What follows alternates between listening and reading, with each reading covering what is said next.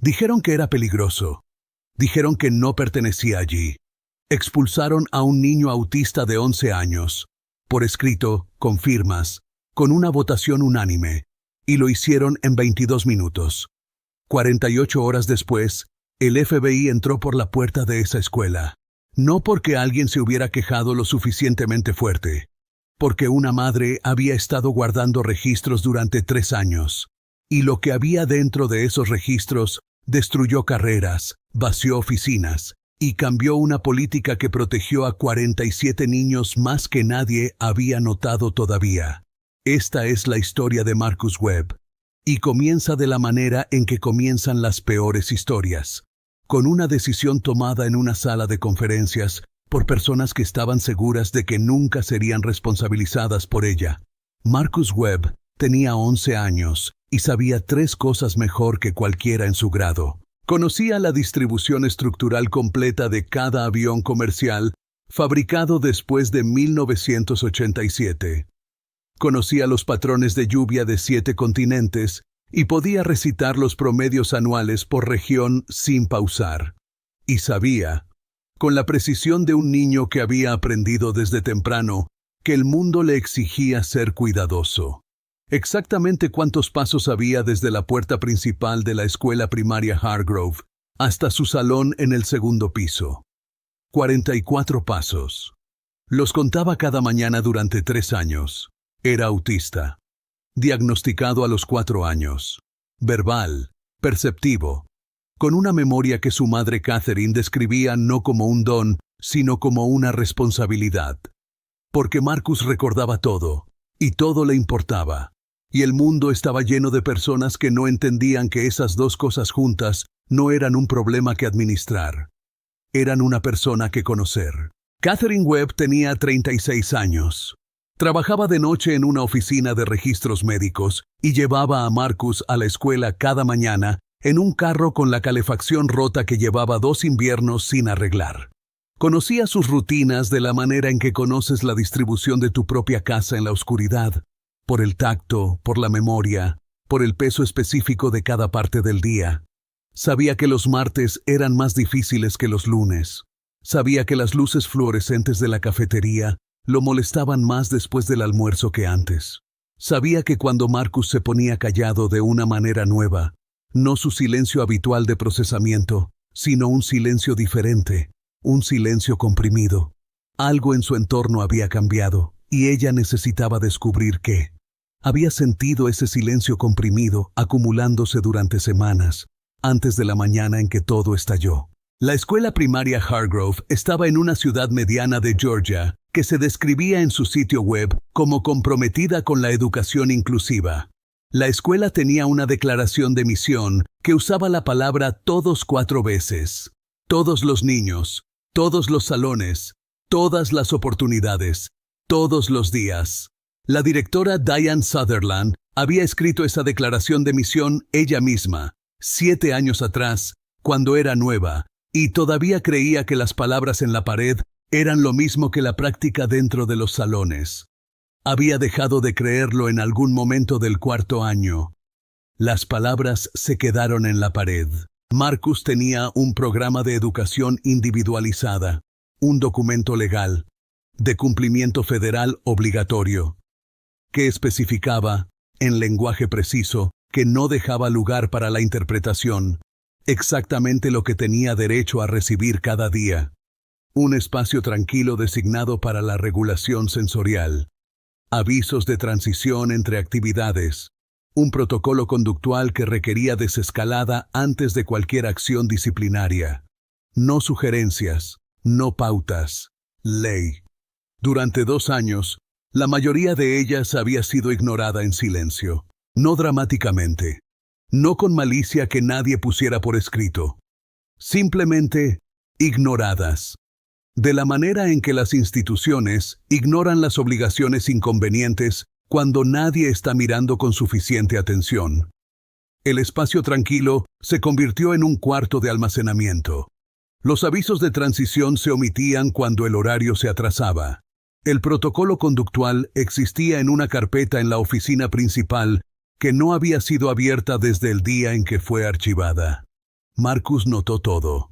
Siempre notaba todo. No se quejaba como se quejan otros niños. Internalizaba, procesaba, intentaba adaptarse a un sistema que le había prometido por escrito que se adaptaría a él. Y lentamente, a lo largo de meses, la compresión en él se fue apretando. La mañana en que todo estalló fue un miércoles de octubre. Un maestro sustituto llamado Grant Holloway estaba cubriendo el salón del segundo piso. Tenía 24 años, recién certificado, y le habían dado exactamente una línea de información sobre Marcus en la carpeta del sustituto. Una sola frase que señalaba vagamente hacia la oficina principal. No había ido a la oficina principal. No había hecho preguntas. Se había parado al frente del salón y había dado la clase de la manera en que daba todas sus clases. Al ritmo de lo que funcionaba para la mayoría de los niños. Marcus no era la mayoría de los niños. El plan así lo decía. Por escrito. 2 veces. A las 10:47, durante una transición entre lectura y matemáticas, Holloway anunció el cambio sin previo aviso, sin señal de 5 minutos, sin indicación verbal, sin reconocer que para algunos niños, el final de una tarea no es solo un inconveniente. Es una interrupción de algo que tiene una forma específica en la mente, y romper esa forma sin advertencia causa algo más cercano al dolor que al fastidio. Marcus se puso las manos sobre los oídos. Holloway le dijo que bajara las manos. Marcus no bajó las manos. Estaba regulándose. Estaba haciendo exactamente lo que el plan conductual decía que tenía derecho a hacer en exactamente esa situación. No era una amenaza. Era un niño de 11 años tratando de manejar un sistema nervioso al que la escuela había pasado 2 años sin apoyar, en un salón lleno de personas que nunca habían leído el documento que explicaba cómo ayudarlo. Holloway llamó a la oficina. Lo que ocurrió en los siguientes 20 minutos está en el registro. Todo. Llegó el subdirector, luego un asistente de seguridad, luego, porque alguien presionó el botón equivocado en el radio equivocado, un oficial de policía que estaba asignado a la escuela como parte de un programa de seguridad del distrito. 4 adultos. Un niño con las manos sobre los oídos. El oficial puso su mano en el hombro de Marcus. Marcus se apartó. Golpeó una silla. La silla golpeó un escritorio. Una botella de agua en el escritorio cayó al suelo. El oficial escribió en su informe. El estudiante se volvió físicamente agresivo y representó una amenaza para la seguridad del personal. Marcus Webb, 11 años, manos sobre los oídos. Ese informe fue a un archivo. Ese archivo llegó al escritorio de la directora Sutherland. Y lo que Sutherland hizo con él en las siguientes 4 horas es la razón por la que agentes federales estaban en su edificio 48 horas después, haciendo preguntas para las que ella no tenía buenas respuestas. La reunión de expulsión se llevó a cabo a la mañana siguiente. Catherine recibió una llamada telefónica a las 7:14 de la mañana. Todavía con su ropa de trabajo del turno de noche, parada en el estacionamiento de la oficina de registros médicos, con las llaves en la mano, informándole que Marcus había sido suspendido pendiente de una audiencia de expulsión de emergencia a las 8:30. 1:16. Nadie le dijo que tenía derecho a traer un abogado. Nadie le dijo que tenía derecho a traer un defensor. Nadie le dijo gran cosa excepto la hora y la dirección, como si fuera una cita rutinaria. La sala de conferencias tenía 6 personas cuando llegó. La directora Sutherland, el subdirector Briggs, la coordinadora de educación especial Sandra Voss, el oficial Cole, un representante legal del distrito llamado Pruitt, una mujer que Catherine no reconoció presentada como consultora conductual, 6 adultos, una madre, nadie del lado de Marcus en la mesa. La reunión duró 22 minutos. Pruitt presentó el informe del incidente. Cole describió la silla, el escritorio, la botella de agua, cuidadosamente, en el lenguaje neutral de alguien que había sido asesorado sobre qué decir. Sutherland dijo la palabra seguridad 7 veces. Catherine las contó. Luego Catherine habló. ¿Quién siguió el plan de intervención conductual ayer? Silencio. El plan requiere desescalada verbal antes de cualquier contacto físico. Lenguaje específico. No orientación general. Protocolo específico. ¿Quién intentó eso antes de que el oficial hiciera contacto físico con mi hijo? Briggs dijo que la situación se había desarrollado rápidamente. Tenía las manos sobre los oídos, dijo Catherine. Su voz era tranquila. Había aprendido, en 11 años de defender a Marcus en salas como esta, que las voces tranquilas eran tomadas más en serio que las voces altas. Un oficial lo tocó sin previo aviso. Eso es exactamente, palabra por palabra, lo que el plan conductual dice que no hay que hacer. Así que estoy haciendo una pregunta simple. ¿Quién leyó el plan antes de ayer? Nadie respondió. Ni Sutherland, ni vos, que se suponía debía supervisar la implementación de cada plan en el edificio, ni Pruitt, que era pagado para proteger al distrito de exactamente esta conversación. Nadie respondió porque nadie tenía una respuesta que no hiciera peor la siguiente pregunta. Votaron para expulsar a Marcus Webb a las 8:52 de la mañana. La votación fue unánime. Pruitt deslizó un paquete de papeles por la mesa. Catherine miró los papeles. Miró los 6 rostros. Tomó el paquete, lo dobló una vez, lo puso en su bolso y dijo 4 palabras antes de ponerse de pie. Han cometido un error. Salió. Se sentó en su carro en el estacionamiento. No lloró. Todavía no. Tenía algo que hacer primero. Abrió la guantera y sacó una carpeta. 3 años de documentación. Correos electrónicos. Notas de reuniones de revisión del IEP. Fotos de las cajas de almacenamiento que llenaban lo que se suponía era el espacio tranquilo de Marcus. Un registro escrito a mano, con fecha y hora, de cada acomodación que había sido omitida, cada preocupación que había planteado, cada carta formularia que había recibido en respuesta, cuando una respuesta real era lo que había pedido. 41 páginas. Las había guardado porque siempre había entendido, de la manera silenciosa en que las madres que han luchado lo suficiente llegan a entender las cosas, que un día las necesitaría. Ese día era hoy. Catherine llamó a una abogada de derechos para personas con discapacidad, llamada Patricia Okafor, a las 11:17 de la mañana. Había encontrado el nombre de Patricia en un foro de padres 18 meses antes, y lo había guardado en su teléfono, con una etiqueta que decía, recuerda este número. Había esperado no necesitar usarlo nunca. Patricia respondió al segundo timbre. Catherine habló durante 6 minutos. Leyó el protocolo de desescalada del plan conductual, palabra por palabra. Describió las cajas de almacenamiento en el espacio tranquilo. Describió los 6 rostros al otro lado de la mesa de conferencias, y los 22 minutos, y la votación unánime. Luego mencionó la carpeta. ¿Cuántas páginas?, dijo Patricia. 41. ¿Con fecha y hora? Cada entrada, 3 años. Patricia estuvo en silencio durante 4 segundos. Luego, mándame todo. No hables con la escuela. No respondas nada del distrito. Te llamo en 2 horas. Llamó de vuelta en 90 minutos. Lo que Patricia había encontrado, cotejando la documentación de Catherine con las propias políticas declaradas de la escuela y la ley federal, no era una sola violación. No era ni siquiera una serie de violaciones.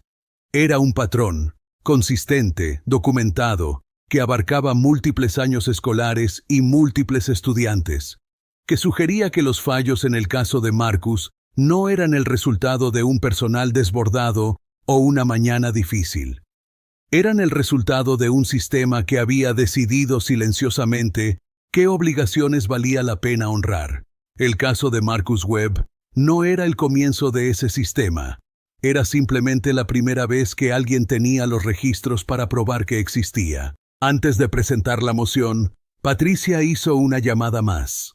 A un hombre llamado Raymond Torres, un investigador de cumplimiento en una organización de defensa de personas con discapacidad, que había estado revisando datos de informes estatales sobre la escuela primaria Hargrove durante 7 meses.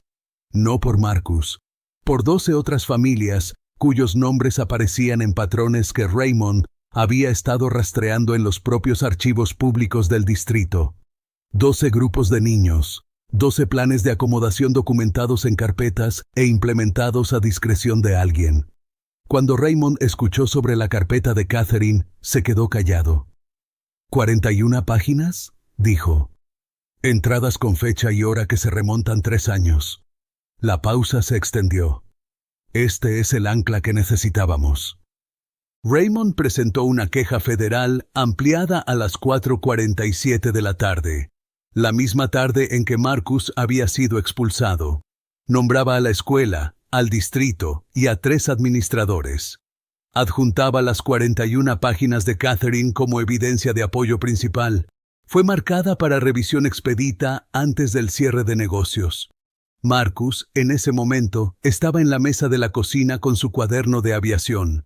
Su madre estaba al teléfono. Sabía que ella estaba preocupada. Sabía, porque notaba todo, que no había comido nada desde la mañana. A las 6:43 de la tarde, puso un trozo de pan en la tostadora y le preparó un plato. Lo dejó junto a su teléfono sin decir nada. Catherine miró el plato. Miró a su hijo. ¿Sabes por qué sigo luchando?, dijo. Marcus consideró la pregunta de la manera en que consideraba todo. Seriamente, con toda su atención. Porque la regla dice que se supone que debo estar allí, dijo. Y la regla es correcta. Ella no tenía respuesta para eso. No la necesitaba. 42 horas después de la expulsión, 2 investigadores federales llegaron a la escuela primaria Hargrove. Las 8:06 de la mañana. 2 minutos antes de que comenzara el día escolar. El edificio estaba lleno. Cada miembro del personal en su puesto. La directora Sutherland haciendo su recorrido matutino. Taza de café en mano, con la expresión específica de alguien que había dejado atrás una semana difícil y estaba lista para un jueves normal. Los investigadores presentaron credenciales en la recepción. Pidieron a la coordinadora de educación especial. Pidieron los archivos de intervención conductual del año escolar actual. Pidieron los registros de implementación de acomodaciones de los últimos 36 meses. Pidieron que el espacio tranquilo en el segundo piso estuviera disponible para inspección.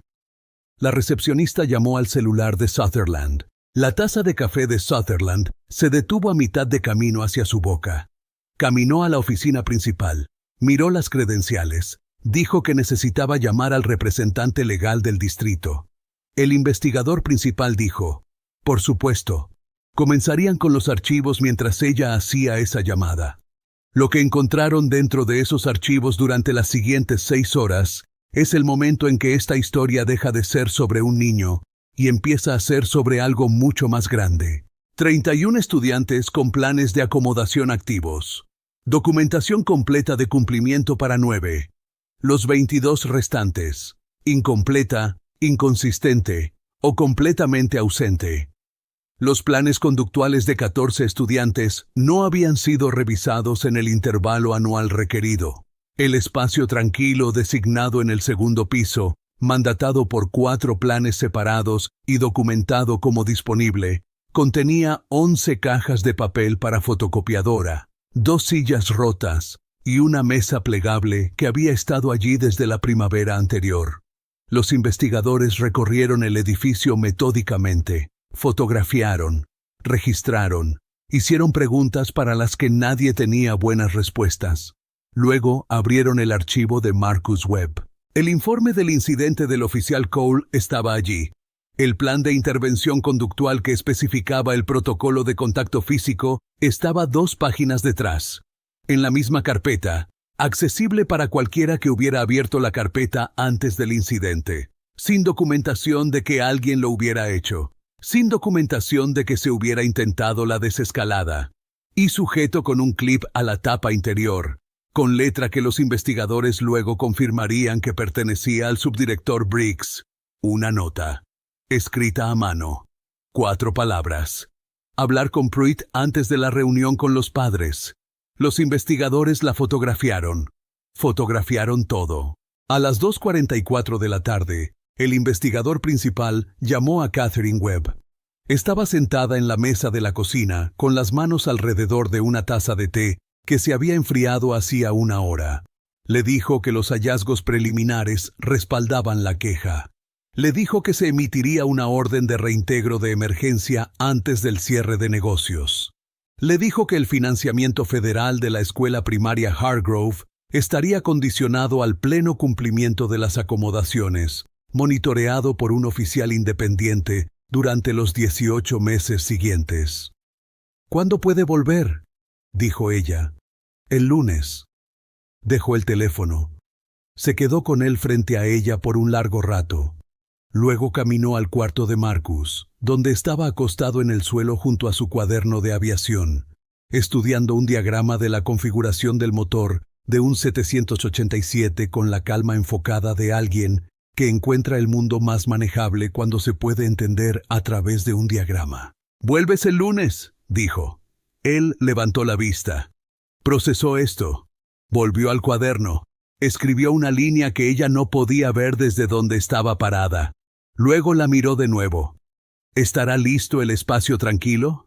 Catherine fue a la escuela el viernes por la tarde, un derecho que Patricia había asegurado por escrito, para inspeccionar el espacio tranquilo antes del lunes. Las cajas habían desaparecido. Las sillas rotas habían desaparecido. En su lugar, una pequeña estantería, 2 cojines de piso, una lámpara pequeña con un foco cálido.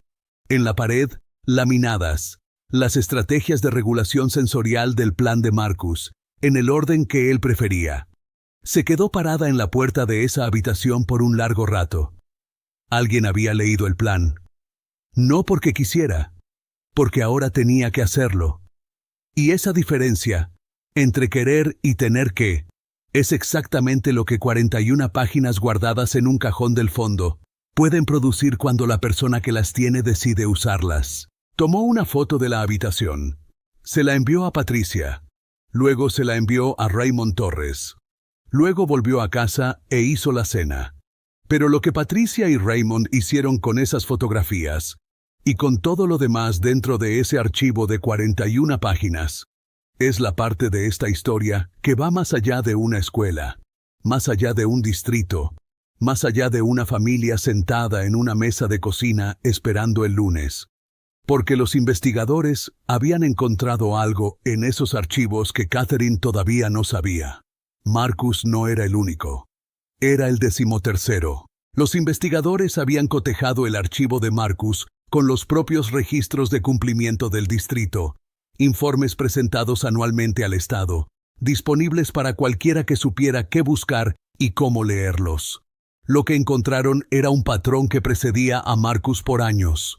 Estudiantes cuyos planes de acomodación existían en papel y en ningún otro lugar. Familias que habían planteado preocupaciones y recibido cartas formularias.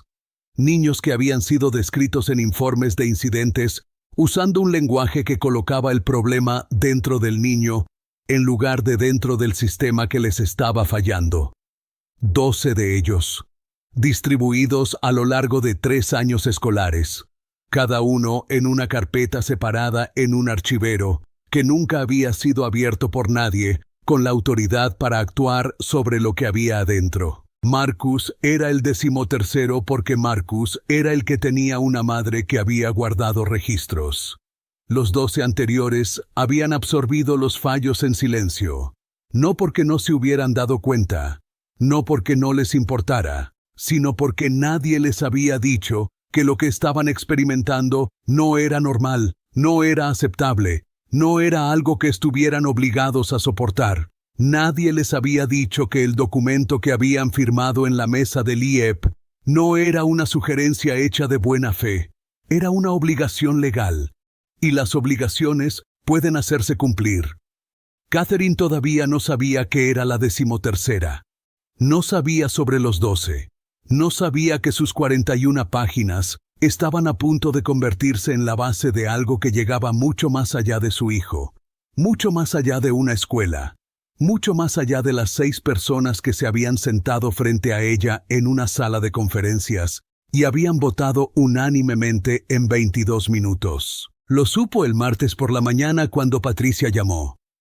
«Hay 12 familias más», dijo Patricia. Catherine guardó silencio.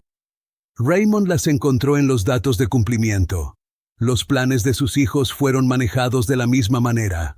Algunos se remontan al año anterior a que Marcus comenzara en Hargrove. ¿Lo saben?, dijo Catherine. Todavía no. La organización se está comunicando con ellas hoy. Otro silencio. Luego Catherine dijo: «Diles que me llamen. Diles que hablaré con cualquiera de ellas que quiera hablar». Lo decía en serio. Pasaría los siguientes 3 meses al teléfono con padres que nunca había conocido, en ciudades que nunca había visitado, guiándolos a través del proceso de construir un archivo de la manera en que ella había construido el suyo. Lentamente, metódicamente, entrada por entrada con fecha, porque había aprendido algo que no había entendido cuando empezó. Los registros no son para ti. Son para el día en que necesitas que alguien más vea lo que tú has estado viendo. Los registros son la manera de hacer visible lo invisible. 13 niños, una carpeta que lo inició todo, y los 12 anteriores nunca habían tenido una madre con una carpeta. Suscríbete, porque lo que ocurre a continuación, cuando 12 familias descubren que los casos de sus hijos están siendo reabiertos, es la parte de esta historia por la que nadie en esa sala de conferencias votó aquella mañana del miércoles. Llegó el lunes. Catherine llevó a Marcus a la escuela en el carro con la calefacción rota. 44 pasos desde la puerta principal hasta el salón en el segundo piso. Los contó de la manera en que siempre los contaba. No por ansiedad, sino por la satisfacción específica de un número que nunca cambia. El espacio tranquilo estaba vacío. La lámpara estaba encendida. La tarjeta estaba en la pared. Marcus se detuvo en la puerta por un momento. Miró la lámpara. Miró la tarjeta. Caminó a su escritorio. Se sentó y abrió su cuaderno donde lo había dejado. Su maestra, la señora Danielle Foster, de regreso de su licencia, que había regresado para encontrar su salón en el centro de una investigación federal, y había pasado los días antes del lunes leyendo cada documento al que podía acceder con la rabia enfocada de alguien que se toma sus responsabilidades en serio, dio el aviso de transición de 5 minutos antes de cada cambio de actividad. Siempre lo había dado. Estaba en el plan y siempre había seguido el plan, y esa era la diferencia entre ella y el sustituto, y no era una diferencia pequeña. Al final del día, detuvo a Marcus en su camino hacia afuera. ¿Cómo estuvo? Marcus consideró la pregunta seriamente. La lámpara es del color correcto, dijo. El color importa más de lo que la gente cree.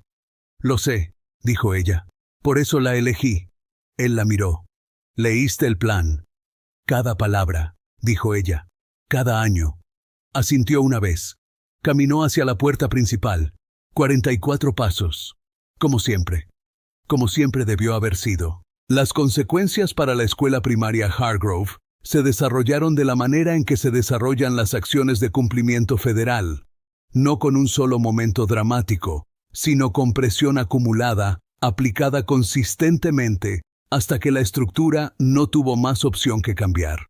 La directora Diane Sutherland renunció en noviembre. Su carta citó razones personales en 3 oraciones. La revisión interna del distrito, realizada junto con la investigación federal, concluyó que Sutherland había sido consciente de los fallos en el cumplimiento de las acomodaciones y había elegido la conveniencia administrativa sobre la obligación legal. La revisión usó la frase deliberada negligencia. En el lenguaje del cumplimiento federal, esas 2 palabras tienen un peso específico. No son una acusación, son un hallazgo. El subdirector Howard Briggs no regresó de su licencia administrativa. La nota manuscrita de 4 palabras, hablar con Pruitt antes de la reunión con los padres, Se convirtió en el Exhibit 7 en una revisión ética separada. Había escrito esas palabras con la confianza de alguien que esperaba que nadie las leyera nunca en ese contexto. Alan Pruitt renunció a su contrato con el distrito en diciembre. Sandra Voss, la coordinadora de educación especial que había estado sentada frente a Catherine en esa sala de conferencias y dijo que la documentación estaba en el archivo, completó 40 horas de capacitación federal de cumplimiento como condición para continuar empleada. Se convirtió, en los 2 años que siguieron, en una de las defensoras más consistentes del distrito para la implementación del IEP. La responsabilidad mueve a las personas en diferentes direcciones.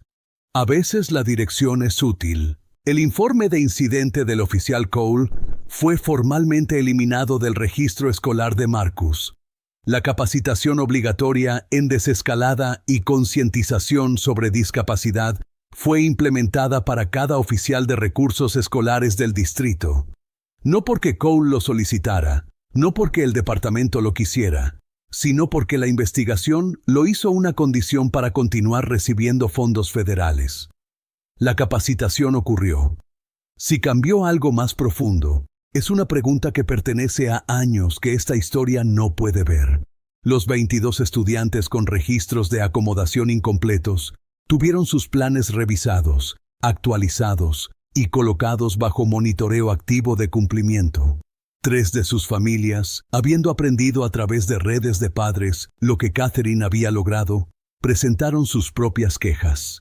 Las 3 fueron resueltas a favor de las familias en 14 meses. Las 12 familias que Raymond Torres había estado rastreando durante 7 meses, las que nunca habían tenido una carpeta, que habían absorbido los fallos en silencio porque nadie les había dicho que podían luchar, fueron contactadas directamente por la organización de defensa. Sus casos fueron revisados.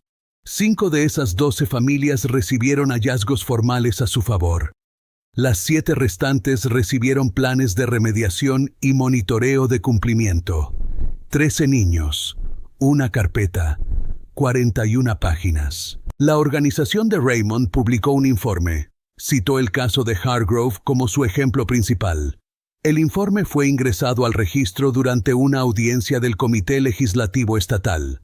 3 meses después, Georgia adoptó nuevos requisitos de cumplimiento que hacen que los registros de implementación de acomodaciones estén sujetos a auditoría independiente anual.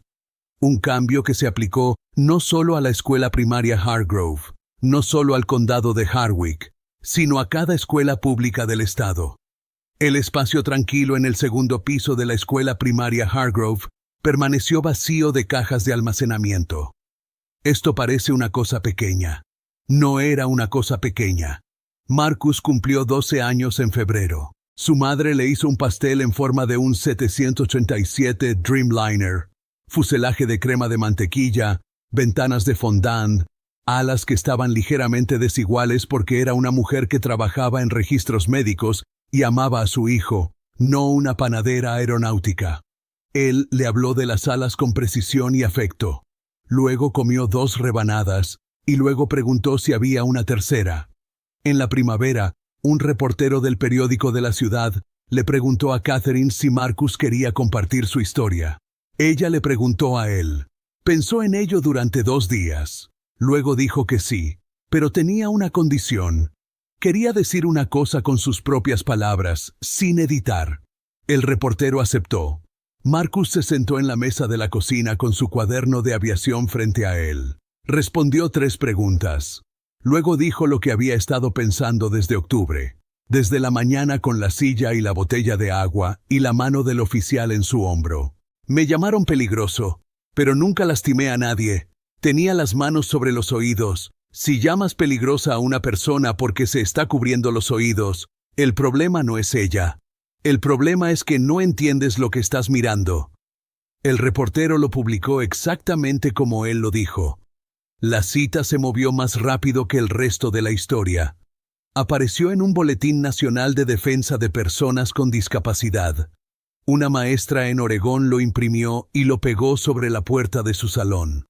Un padre en Nueva Jersey lo leyó en voz alta en una reunión de la junta escolar. Un distrito escolar en Minnesota lo citó en el preámbulo de una política revisada de intervención conductual ese año.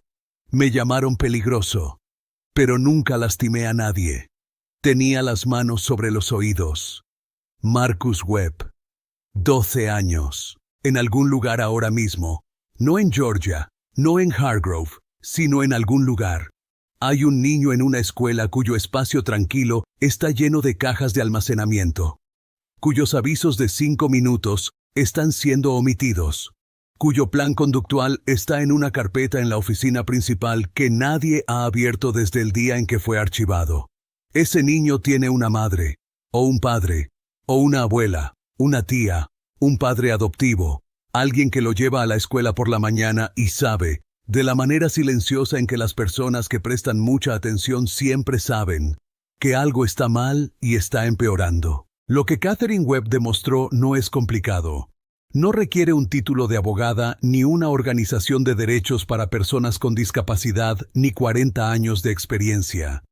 Requiere una sola cosa: la decisión de anotarlo, ponerle fecha, guardarlo, construirlo entrada por entrada, incluso en los días en que parece que nadie lo leerá nunca, incluso en los días en que llega una carta formularia y parece que el muro es permanente. El muro no es permanente. Lo que Katherine Webb demostró no es complicado. Es esto: los registros que guardas no son nada. Las fechas que anotas, los correos electrónicos que guardas, las fotos que tomas de las cajas de almacenamiento en la habitación que se suponía era de tu hijo. Nada de eso es nada. Es la diferencia entre una queja y una evidencia.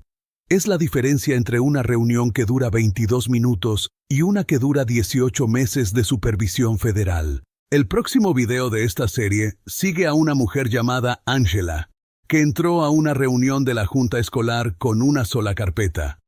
Sin abogado, sin defensor, solo documentación que ella misma había construido durante 2 años. Y salió habiendo cambiado una política que afectó a 47 niños en su distrito. No sabía cuando entró que tenía suficiente. Lo descubrió cuando abrió la carpeta y empezó a leer. Si esta historia te hizo enojar antes de darte esperanza, eso es exactamente correcto. Ese enojo es la respuesta correcta a lo que se hizo en esa sala de conferencias en 22 minutos. Suscríbete para no perderte lo que viene después. Dale like a este video si crees que una promesa escrita a un niño debe cumplirse. Compártelo con un padre, un maestro, un educador que necesite saber que los registros que guarda importan, porque sí importan. Siempre han importado. Y cuéntanos en los comentarios, ¿desde dónde del mundo nos estás viendo? Marcus sigue contando esos pasos. Sigue llenando ese cuaderno de aviación. Sigue en un salón que, finalmente, después de 3 años, hace lo que dijo que haría. Tu historia aún no ha terminado.